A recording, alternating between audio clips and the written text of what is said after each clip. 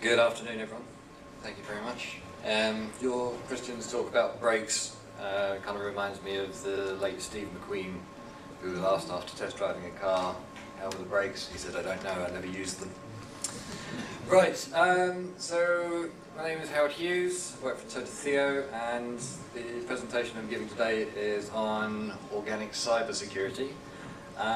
Or what I've named as organic cybersecurity. This does not mean that it is a new firewall made of vegetables.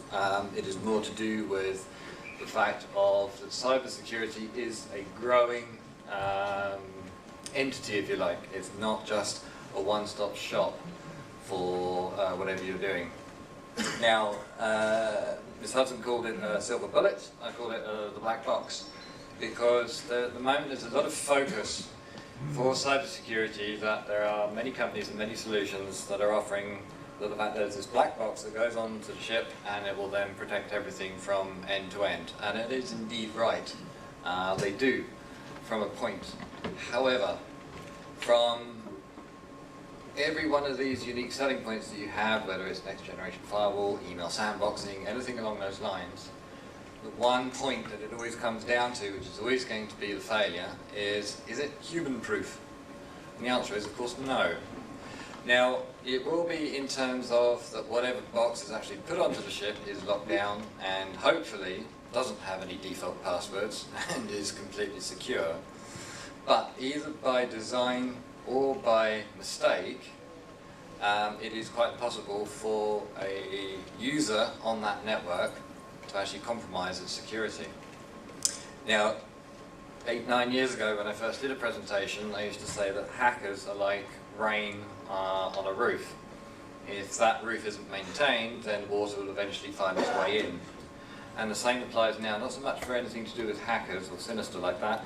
We're looking at actual users that, through by design, as I say, or by accident, they will find a way that works for them, which means that perhaps they can get onto a website that they couldn't before. This can be down to physical breaching. For example, Tototheo, we see a lot where people unplug connections and then start furiously trying to find a connection that allows them to work so they can get onto Facebook or any other websites. So these are always some sort of considerations. Now, there are ways that we can get around this, but it always has to be considered. And as Christian was talking earlier about assessment and network assessment, yeah, it's great to understand that, but you've also got to look at physical weaknesses, if you like. So, at the end of the day, we are human, and humans do make mistakes. And so I've just got a few examples here of some recent breaches that took place, if you like. Some are quite horrifically amusing, others not so much. So January the 13th, some of you may have seen this, for an astonishing 38 minutes the people of Hawaii believed that the world was coming to an end because a foreign force launched a missile attack. Now this isn't so much a hack or anything like this, this was actually a genuine alert that went out on everyone's cell phones to say that seek shelter, the end of the world is coming. And it later turned out that it was a complete false alarm. Further investigation actually showed a couple of horrible things here. First of all, that the system that was used to activate the alarm, from what I can see there, looks just like a web page with a URL on there. And ignoring the circles, could you tell easily which one was the false alarm and which one was the genuine alarm? Now, for whatever reason, this was actually triggered off. Someone misclicking or clicked something, didn't think they had, and next thing you know, you've got the alarm. But it actually got a lot worse for Hawaii, because as journalists do, they wanted to start digging in a little bit more and finding out some other things. And what later was found was that there was a picture of one of the staff at HEMA proudly standing next to his computer. It was taken a year before, proudly standing next to his computer, which also had a post-it note on there with a username and password for a secure system to log on. It's unknown whether this was the same operator who actually triggered the alarm. I'm hopefully not. But it also goes along that statistic about how people keep passwords normally within 5 feet of wherever they're working on a post-it note or inside a drawer. So this one's a bit more embarrassing. This is during the last Soccer World Cup. This is the head of IT security, proudly standing in his security operations centre. There was a press release about how secure the IT infrastructure would be for the World Cup. And if you have a look at the right-hand side of the picture, circled in red, we've got SSID and password for the Wi-Fi network, and also the personal email of the Brazilian, I think, Prime Minister, all in the same shot. So, yeah, very embarrassing for him. And then lastly, the BBC in the UK did a documentary on Prince William when he was the heir to the throne, when he was doing his duties as a search and rescue pilot. And again, the camera was panning around, caught this picture, someone eagle-eyed got it, took a screenshot and posted it up on the internet. And what you can actually see, probably not too clearly from here, is, here we go, just up there. There's a login which has now been removed, but there's a login, a username and password onto a military logon, one of the websites there. The BBC did actually reissue the documentary with that scene deleted. A bit late though, because it's now existed, and if I can find it on the internet, it means so could other people. So, point of this, is this relevant to maritime? Well, yes and no. We all make mistakes, but it does show how easy it is to do it. And you're only as strong as your weakest link.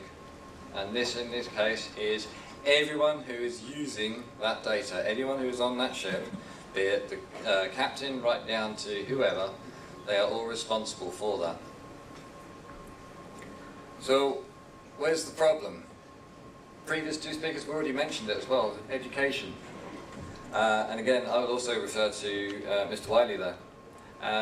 Education to crew is imperative. The problem that you have is that even if I had one ship with all the crew educated, they rotate. When they get paid off and another crew come on, there's that lapse of ensuring that that education stays current for the next crew who come on. And that's a long process, and it will take time. But the other thing as well is about complexity. It's very easy to get very excited, especially, I'll stick my hand up as well, when we look at some technology advances. Get very excited about what it can do, and you can make some very in-depth kind of configurations or whichever, and you think, yeah, that's brilliant. But what about the guy who comes in behind me? Once I leave, someone else has got to look at what I've done and then try and understand what I've done, and then they've got to maybe deconstruct what I've done to actually get that complexity back again so they understand. So whatever the solution is, it needs to be very easy and simple to follow, and that's also for the crew as well as the guys who are working and girls who are working in the back office. Introduction of policies and make sure that they're adhered to. And again, some policies need to be simple. Again, make them too complex, everyone will give up. If you've got like a 15-point plan, no one's going to get beyond point 2. And monitoring as well. Growing with the solution. This is that organic reference again. That one black box has to grow with the challenges that also start developing over the years. Or months, sorry. Things that can help. Browsing, obviously making sure the browsers are updated. 10 years ago I used to work for Inmarsat, and we spent an awful lot of time telling people how to manage the bandwidth properly using fleet broadband because you were on a pay-per-megabyte plan. Things have changed now, or changing now. And now we have higher bandwidth systems which are coming in at a fixed rate, and so now we can afford to be a little bit more useful with the bandwidth. I still advocate bandwidth management always, but we can at least start making sure that these brain's gone dead. Updates, that'll do. Making sure these updates are actually applied when necessary. Email for spam filters, checking attachments. There was mentioned earlier of ransomware. Easy thing, email comes in, you're too busy to check the source, you double click on the attachment, done. That's it, you're infected. And again, that's where it comes in with crew education. Just because an email is sent to you, always check where it's actually from, and if you're not sure, don't open it. There's also a thing called a phone. Not so easy when you're on a ship, but if it's a possibility, use it. If you're not sure of the source, or if the source is purporting to be from someone you know, best thing to do is pick up the phone and check them. So the solution itself needs to be, whatever it is that's going to be chosen, needs to be easily managed. And then of course, a big one, oh sorry, not yet, internal policies. USBs, always an issue with USBs. I won't spend too much time because I know I'm drifting on a little bit. But USB thumb drives, making sure that auto run is disabled on PCs, so whenever someone sticks a USB in, making sure antivirus software is up to date. But an obvious weakness, and in 2016 Verizon published a report that showed that out of 905 phishing attacks that were surveyed, 95% of them were down to trying to obtain personal information like username and passwords. And if we have a look here from a separate survey, it's showing a quite horrendous amount of percentages behind people who haven't changed the password. Seems like a very simple thing, but it's always going to be one of the weaknesses. A lot of the high-profile attacks on systems have highlighted the fact that most people trying to compromise the system did so by using default usernames and passwords, and still using the passwords 1, 2, 3, 4, 5 or something along those lines. Then, of course, age doesn't necessarily mean that much maturity. 18 to 30, people of 18 to 30, 87% of the people surveyed reused their passwords. Once they went over the ages of 31, it only dropped by 6%. So people still like to use the passwords, and indeed passwords are very difficult to try and remember for all the multiple sites that you have to log on now. There are password managers you can use, but also there's a few other things. I'm going to have to skip through this because I am actually out of time, but very quickly, there's even a book now you can go online where you can actually log usernames and passwords. Incredibly unsafe, and it did make me laugh when I saw that. I'm going to have to go through with it. Sorry, there is a review as well that says it's brilliant because you can put this book in your purse. Fantastic. Right, there's two-factor authentication, which is difficult to achieve on a ship. So some of you may have seen this using Google or Facebook. You can log in and then the system will send you a text message through your phone.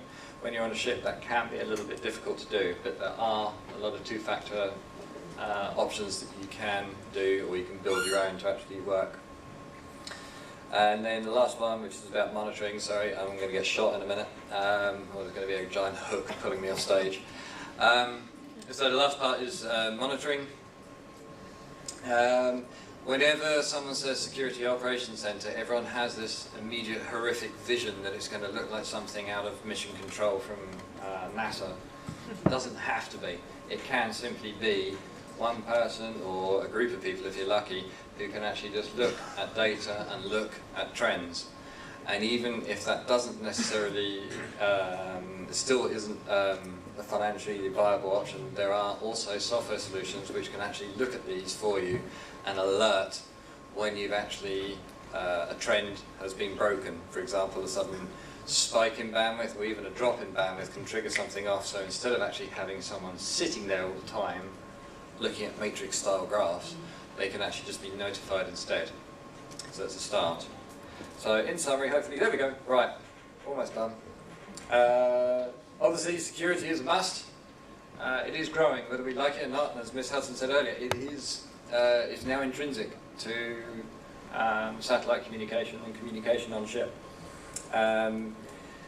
Whatever you do has got to be organic. It has to grow with the environment that it's in, and it also has to focus on that human element to ensure that there's an education behind it as well.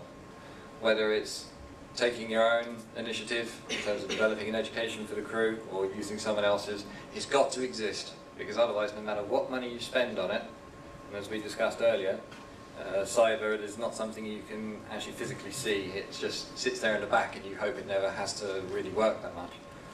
But it's got to grow with it. I'm done. I think. Sorry about that. Running a bit late.